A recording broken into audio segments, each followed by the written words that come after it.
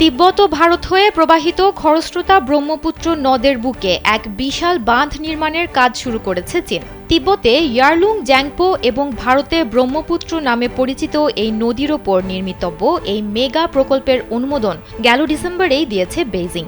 চীনের এই বিরাট পরিকল্পনা কেবল বাঁধ নির্মাণ নয়, এর পেছনে রয়েছে আরও বড় লক্ষ্য। চীন চায় পরিবেশে কার্বন নিঃসরণের মাত্রা শূন্যে নামিয়ে আনতে এবং একই সাথে তিব্বত অঞ্চলের অর্থনৈতিক উন্নতি ঘটাতে।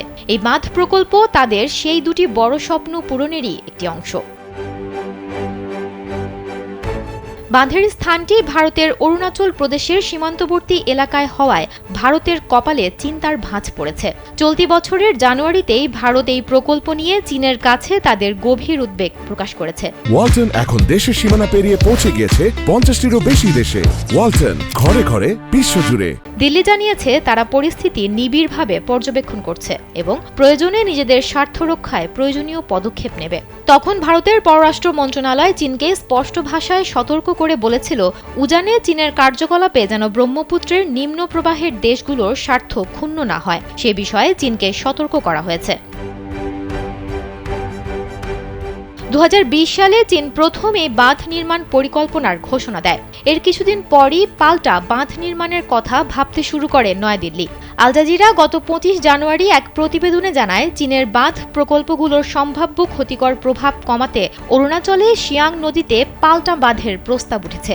তবে বিশেষজ্ঞ এবং জলবায়ু আন্দোলনকারীরা তীব্র সতর্কবার্তা দিয়েছেন। হিমালয়ের পরিবেশ এমনিতেই বেশ দুর্বল, আর এই অঞ্চলে আগেও অনেক ভয়ঙ্কর ভূমিকম্প ও বন্যা হয়েছে। তাই যদি এই দুটি বিশাল বাঁধ তৈরি করা হয়, তবে ওই এলাকার এবং এর আশেপাশে বসবাসকারী লাখ লাখ মানুষের জীবনে ভয়াবহ বিপদ নিয়ে আসবে বলে বিশেষজ্ঞরা আশঙ্কা করছেন। ব্রহ্মপুত্রের পানি নিয়ে চীন আর ভারতের মধ্যে যে দড়ি টানাটানি চলছে, তাতে সবচেয়ে বেশি ভুগবে বাংলাদেশ, এমনটাই বলছেন বিশেষজ্ঞরা। বাংলাদেশের মোট পানির 65%-এরও বেশি আসে এই ব্রহ্মপুত্রের নদ থেকে, যদিও এর মাত্র 8% দেশের সীমানার ভেতর দিয়ে বয়ে গেছে।